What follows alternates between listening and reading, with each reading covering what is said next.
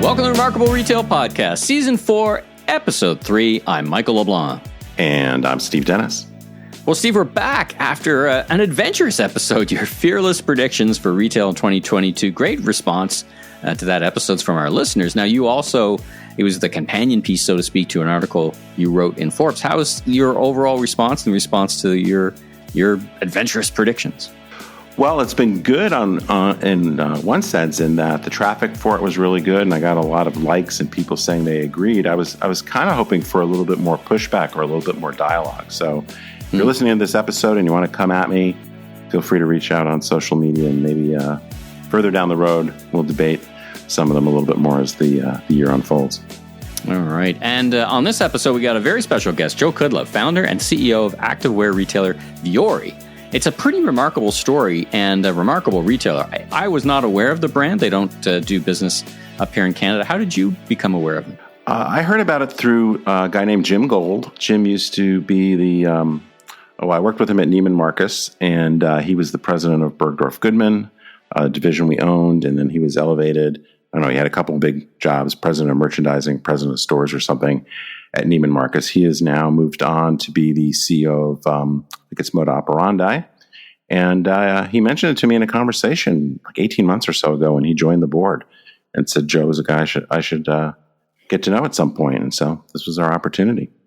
Well, it's a great discussion. You know, it's a very active category, a very busy category, but, you know, a couple of big dominant players. And you would think, A, they got it, the categories had a huge tailwind thanks to COVID, but B, it's a very contested category, a lot of people in it. So it's a really interesting story of how they're finding their way and a unique proposition. So we'll get to that in a few minutes. But first and foremost, we wanted to hit the high notes, so to speak, about retail news. Lots going on, actually. And I guess let's start with what's going on with Kohl's. There seems to be both activist pressure and bids coming in, and they seem to be in play from what I'm reading. What are you hearing? Yeah, this has been bumping around for a little while. A couple of different investor groups, I think, have taken a run at them over the last maybe year or so, and now they're kind of back at it, pressuring them to sell themselves off, spin out their e-commerce business. A lot of different things have been going on, and I'm getting kind of tired of these activist plays. I still, this is, I guess, a matter of research, which I haven't done. I will admit, perhaps one of our listeners will do it, but there's been a lot of these retailer activist investor groups that have gone after some companies, going back to, Sears with Eddie Lambert and Bill Ackman at Penny's and on and on and on. And it's not clear to me that many of these have actually ever worked out. It seems like the investors make out because they push the price up a little bit and then they bail. But it's not clear to me that there are many examples of them actually being super helpful to improving retailers. But I think because of the stagnant performance on these retailers stuck, as I like to call it, in the boring middle, I think we're going to see more and more pressure for something to happen because the returns just have not been good at many of these retailers for quite some time. Now, speaking of returns, and we're actually going to get to some pretty interesting numbers on returns just published from the NRF. Kohl's is remarkable for taking Amazon returns, which has been a very hotly debated tactic. But speaking of Amazon, that's my segue into talking about Amazon. The Amazon Style, Amazon Go moves to the burbs. Like, what's going on with that? It seems that Amazon is kind of keen on trying something in physical retail, more experimentation. I'm not sure what or how they plan to measure this, but it's pretty interesting, yeah? Yeah, a couple pieces of news. So you may recall one of my predictions was that Amazon was going to really double click on more physical moves. And pretty much right after that got written, they announced their Amazon Style store, which I think is a bit of an oxymoron for the name of their format. But this is the rumored department store that they will be opening, the first of two, I believe they've announced, in California, I believe in Glendale, outside of LA, later this year. And it's really not quite a department store from at least the video they put out there, which maybe we'll put a link to in the show notes. It's really more of an apparel showroom because they are not going to have merchandise on the floor. They're going to have a lot of technology involved. It sounds like they're going to be showcasing many of their private brands. So I think this is, it's absolutely a test. It seems like they're testing technology. They're testing their ability to market their own apparel brands more. And it sounds like they're also going to have some more upscale, fashion, luxury sort of brands, which they've, been at for many, many years and haven't had a ton of success. So I think it'll be very interesting to see that when it opens. And then the other thing that got announced is they're going to open a new version of their Amazon Go store, this time taking it to the suburbs. People may know that the Amazon Go stores pretty much have been designed for office workers. They're typically kind of grab and go snacks, typically in the lobby of an office building. So this is going to be a much bigger store in the suburbs of Seattle. And, it's interesting just to see how that format is evolving. Again, like we always say with Amazon, they try so many different things that I would not assume that the Amazon style store or this new Amazon Go store is going to be the format that they're going to roll out thousands of it. But I think they're continuing to play around the edges with different sort of physical formats. And I think in particular, they need to figure out apparel. And I think they need more physical presence also to, which we'll get to a story we'll talk about in a second, deal with the high rate of returns that they're experiencing. Let's talk about Glossier. I'm a big fan of Glossier. I made the pilgrimage there a couple of years ago to their store just on the fringes of Soho. I love the format. I literally sat in the store and just watched and kind of soaked it all in. And people were so, they're all dressed in pink, onesies basically. And it was a very different format. And people were so excited about it. They were excited to be there, but they've run into a bit of chop. Talk about that. Well, for sure, Glossier has been one of the buzziest brands of this new era, and they were, as we've seen with so many of these digitally native brands, they were into a big physical store rollout. They ended up closing those stores during COVID, which I guess wasn't terribly surprising, but now they've announced they're cutting about a third of their staff. So again, this ties a little bit to one of my predictions, which is some of these brands which have, seemed quite prosperous, at least from the PR standpoint and from a revenue standpoint and a consumer interest standpoint. Many of them are really struggling with profitability. So we don't know the whole story here, but I think this certainly suggests that they are trying to figure out how to make their business considerably more profitable. They are moving back into physical retail. So, a lot to come there, but I think we're just going to continue to see many of these high profile brands just need to show that they can demonstrate profitability. There's a good article in the Wall Street Journal with their CEO, Emily Weiss, and she was very upfront. She said, listen, we got distracted. I have to think COVID really, was really a barrier to their success. Who knows what we'd be talking about today if COVID hadn't gotten in the way, but she's certainly taken accountability and making quick decisions. So, wish them best of luck. She looks like a very competent leader in a very interesting space. Let's talk about this for last thing. Let's talk about this returns data that came out. NRF published some returns data that I found fairly shocking in one way by the percentage. Now, you and I, we've been talking about this for years, literally, that, as the percentage of online sales go up, returns are just going to go up as part of the mix. Returns just happen, and they happen more so in online. But I was shocked when I saw the industry average for retail. I don't know that I was shocked, but returns have just become this massive issue. And as we've talked about before, it is not surprising because of the mix issue of online. But I think because the numbers are getting to be so big, it just can't be ignored. But this is a problem the industry has created, right? By making returns super easy, free shipping on returns and exchanges for online orders. It just kind of creates this consumer dynamic of maybe buying three, and keeping one. So I just feel like this is an issue that just keeps getting elevated, and it was great to see more tangible data. But it's hard to look at the high rate of returns and not feel like something's got to give here at some point. Yeah, we'll put a link in the notes to the survey. Basically, they said on average, it went from, again, industry average from 10% to 16%.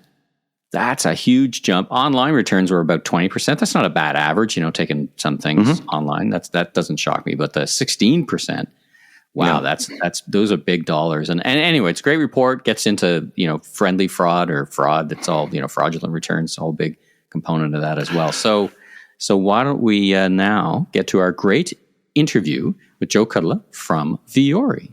We are delighted to welcome Joe Kudla to the Remarkable Retail podcast to talk about the exciting brand that he founded and is developing.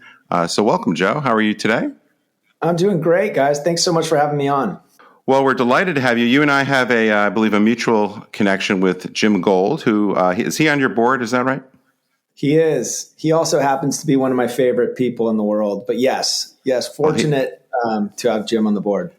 Well, he's a great guy. Jim and I, as some folks will know, worked together at the Neiman Marcus Group way back when, and both have spent some time in Dallas. But in any event, let's talk about you. One of the things we love to do at the outset of these episodes is just ask our guests to talk a little bit about who they are, their professional journey, and then we'll dig into the Vuori story in just a second.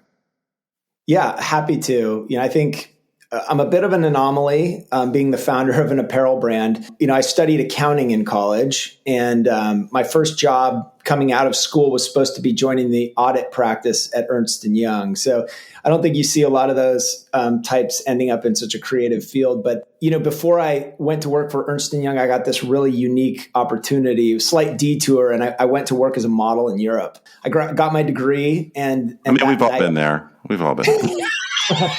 Yeah. Okay, we don't hear that very often, so you got to unpack that one a little bit for us. Yeah, my friends still give me a hard time. It's like the joke that never goes away. But that was the moment that I kind of got a little bit of a peek behind the curtain at the fashion industry, and definitely did not resonate with being a model. I loved meeting people and traveling and being a young man, seeing the world was very cool, but definitely did not resonate with being a model. But I loved watching designers create incredible products and seeing how they use textiles and color and all these things to bring these collections to life. That was very inspiring to me. And it was kind of the moment that I was like, man, maybe there's a creative inside me, because all that I had done in my life to date was really play sports, and study accounting. I was a very active guy, but never had nurtured a creative bone in my body. But after a few years doing that, I went back to Ernst Young. I was ready to kind of start my quote unquote professional career. And so I begged for my job back. They had me back, and I did a couple years, got my CPA license. And during that time, I met a girl who was a designer. She was going to FITM, graduating from design school, and I encouraged her to start her own contemporary line with me.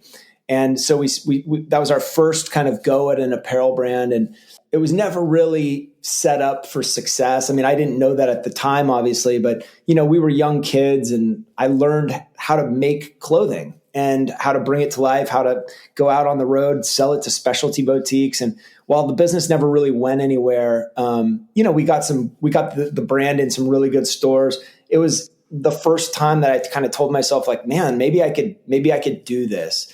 But I was working 60 plus hours a week at Ernst Young, and there wasn't a lot of free time. And then I decided to leave EY, and I started an accounting and technology recruiting and consulting company called Vaco, with a couple of my really good friends at the time. And we'd built this really great business. And I did that for a long time. I was in this position where I wasn't raised with a lot of money in the household, rich in love and experiences, but material wealth was not something that my family had. And so I think I spent the first kind of half of my career chasing material wealth. Like, I wanted to prove to myself that I could go out and, create something and acquire things and do all those things, because it was new to me. But after running that business with them for about 8 years, I started kind of getting that creative itch. And that was about the time that I was getting into yoga. I really started to see the opportunity for Vuori before me. And I decided to leave. And instead of kind of having one foot in two different worlds, trying to do the startup while you're pursuing something else during the day, I really felt like it was important for me and my personality to jump in with 2 feet. And so I resigned from a company that I built. A lot of people thought I was nuts. including my parents. But I decided it was time for me to pursue something that was truly in alignment with my heart, my passions, my interests. And that's when we launched Vuori. So tell us a little bit about the beginnings of the brand, like what that, I know you haven't been around that long, but maybe what the first year or two was like, and then how it's evolved over the last several years. Yeah, the beginning of the brand was brutal, to be honest. It wasn't an overnight success. We had a real hard time raising money. I likened it to, starting a rock band and telling your friends you're going to be the next Rolling Stones. Like it was very hard to get people to believe that I was the guy who was going to go out and disrupt this massive activewear market. Didn't really have a track record of success in the space, wasn't a designer, really had no experience at any sort of scale. I had some success in business through a completely different industry, but hard to connect the dots. And so raising money was very challenging. And when we launched, our whole premise of starting the brand was, the seed was planted for Vuori in a yoga studio. I had hurt my back playing lacrosse in college and I wanted to heal. And a friend suggested I try yoga. And so I was in the studio a lot. I was wearing a lot of different activewear. And we saw this opportunity to build activewear differently that drew inspiration from where we lived here in Southern California, the beach.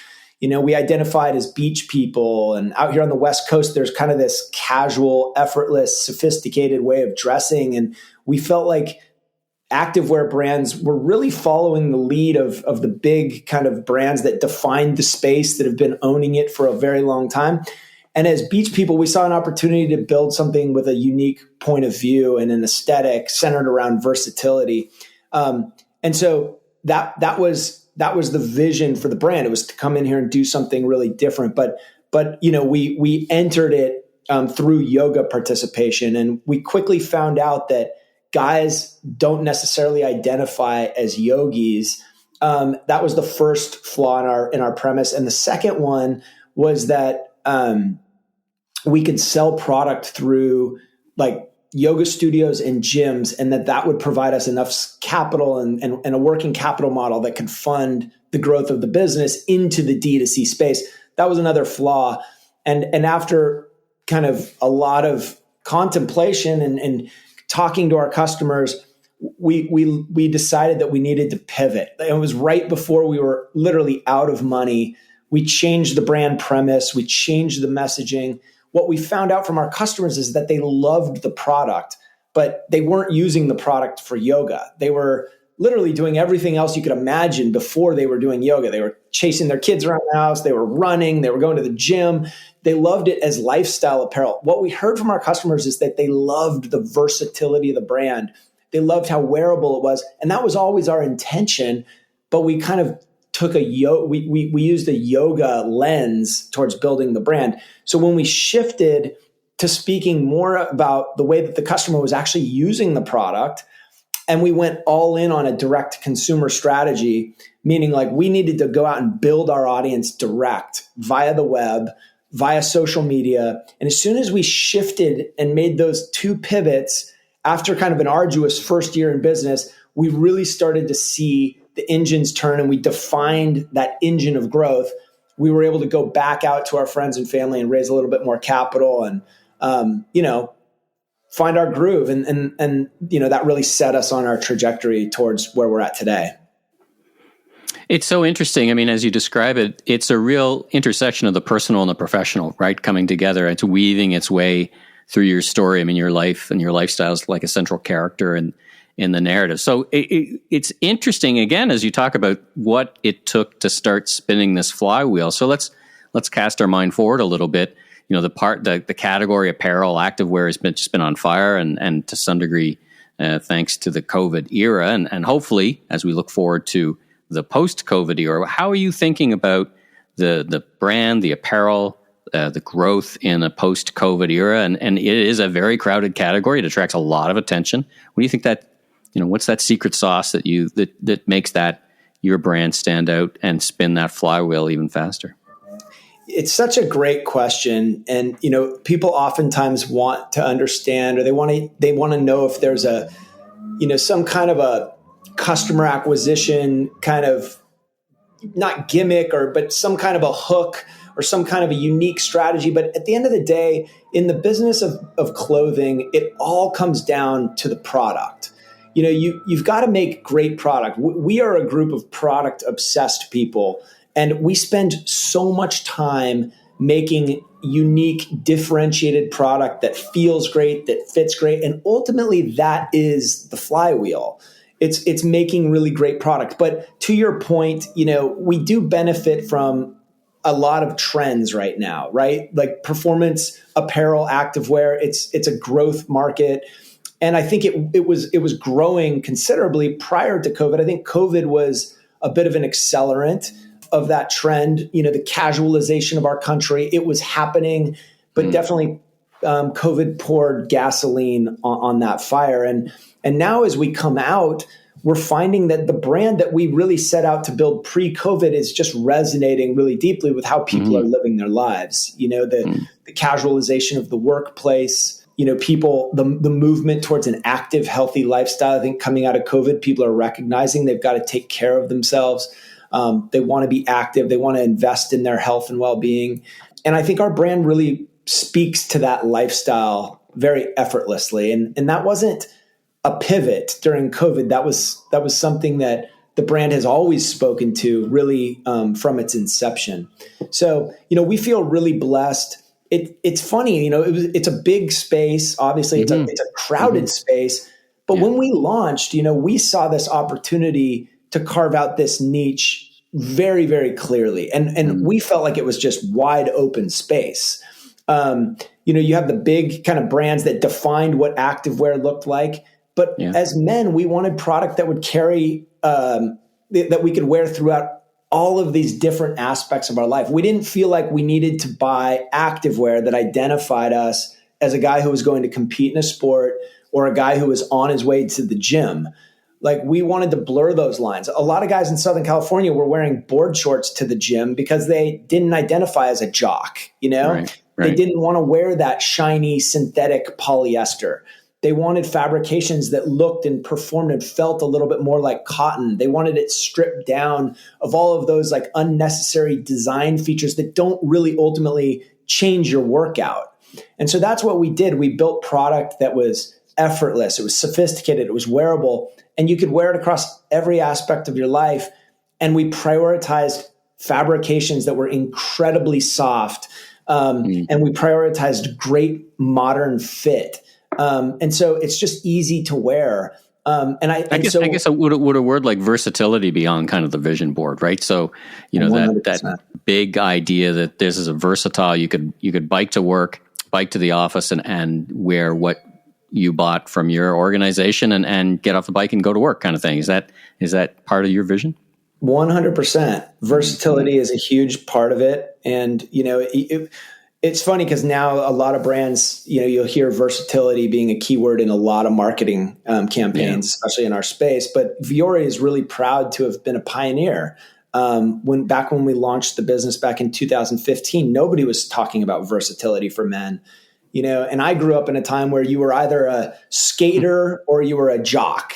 People wanted to be put in these boxes, and surfing was counterculture. Now executives in San Diego, at least, are having, board meetings out in the lineup. And, I think that the internet has really democratized activity, and we don't necessarily put ourselves in these boxes. People today want to do it all. They're running, they're going to yoga, they're skiing, they're surfing, they're training. And it's more about living an active, healthy lifestyle. I think Vuori's product not only transitions from activity into your everyday life, but it works for a lot of different activities. Versatility is really a key word that drives us. Well, I got a much better understanding of the product. Let's talk about, and you and I, we were talking off mic about your recent raise. Was it like in the 400 million area? And you were explaining off mic that there's more behind it than the headlines, that perhaps the headlines that folks have been reading haven't got the story quite right. So take us a little bit of, drawing on your accounting background. Take us for a minute or two into what I guess we call the capital structure. You've already chronicled how you grew the business, but how does this money factor in? How does this raise factor in? And then we can talk about how you how you expect to grow based on all of that. Yeah, absolutely. We Vuori is this. It's a unique business model. In the sense that when we were started in a garage, we bootstrapped the business. We raised $2.5 million of friends and family money, and we had to focus on profitability. I didn't have a big background in apparel. People were not overly willing to give us money in the early days. And so I had to build a working capital model that could fund its own growth. And so we did that. And we did it by working with incredible factories and building incredible partnerships with them so that they could be our Series A and our Series B and Series C instead of going back to institutional investors. And so we built a business that didn't need more capital. And even with the dynamic growth that we're experiencing, we've always focused on profitability. And therefore, we've built the model that didn't need capital. So when we talked about people potentially getting it wrong or not necessarily just understanding this round, it was essentially it kind of comes down to the fact that the business didn't need capital. So this was really a secondary offering, meaning it was an opportunity to reward our early shareholders. And honestly, probably one of the most proud moments of my professional career was being able to provide money back to those early friends and family and those people who believed in the business when not a lot of people did. So it was a really big moment for everybody in kind of the extended Vuori family, all of our investors and our management team. But yeah, we were in this unique position where we didn't need the capital to grow, so we didn't put it on our balance sheet. Joe, it's first of all, it's amazing that you've been able to provide that kind of return to your early shareholders. One of the things I'm really interested in, and Michael and I have talked a lot about on the podcast, is this idea with a lot of the digitally native brands. They experience what I call profitless prosperity. In other words, they have these phenomenal growth stories. They get a lot of press, but as I suspect a lot of them have really struggled to get to profitability, and it's not always clear whether they've got the unit economics to get there. What is it? Can you provide a little bit of insight for people that might be listening that are trying to figure out how do you create a powerful brand from scratch in just a few years and not fall into this trap of needing to raise so much money and spend so much money on customer acquisition and all the other things that get in the way of profitability? It's such a good question, and it's a great debate. And I'm not saying that we have the best model. It worked out really well for us to focus on first order profitability, first order contribution margin. That was always, we prioritized profitability over growth. But what we found is that by investing ultimately in making really great product that was resonating with customer, with the tailwinds of kind of the broader kind of psyche of the country, we were able to achieve both scale and profitability concurrently. And we feel very blessed to be in those shoes. And I know that that's not always the case for every brand. And there's a lot of folks out there, my heart goes out to them, but COVID was a headwind as opposed to a tailwind. But for us from the early days, we always were focused on acquiring a customer profitably. So first order profitability. So if they never returned, we didn't lose money on that customer. We didn't rely on lifetime value. I think that there's a common misconception in the D2C landscape that, once you acquire a customer, you don't need to pay to acquire them again. Right. Yeah. And I think that's not necessarily true. I think you have to continue marketing to your audience. And I think that there is a cost of lifetime value beyond first purchase. So, but for us, it was always about, look, let's control what we can control. Let's make incredible product that's differentiated in the marketplace. And if we do that, we will, the word will get out. And that is what happened to Vuori. If you look at like our number one driver of growth today, it's word of mouth. And to the tune of close to 5x that of our investments in social advertising, paid search, catalogs, television advertising. We pretty much are advertising across the spectrum. But our number one driver is word of mouth. And I think that ultimately, that type of virality is what will help a brand propel beyond these kind of ceilings of growth that a lot of typical D2C brands get kind of stuck at. And you see CPAs go through the roof when you're just relying, your traditional paid search, paid social channels. Sure. So now, as I understand it, so I guess two questions. You've got several physical stores, so I'm kind of curious where physical stores fit into your growth plans and just in general how you think about them. But I would also imagine, but correct me if I'm wrong, to the extent you're going to invest more heavily in physical stores, the investment characteristics start to change there. So can you just kind of unpack that for us? Yeah, absolutely. We love brick and mortar.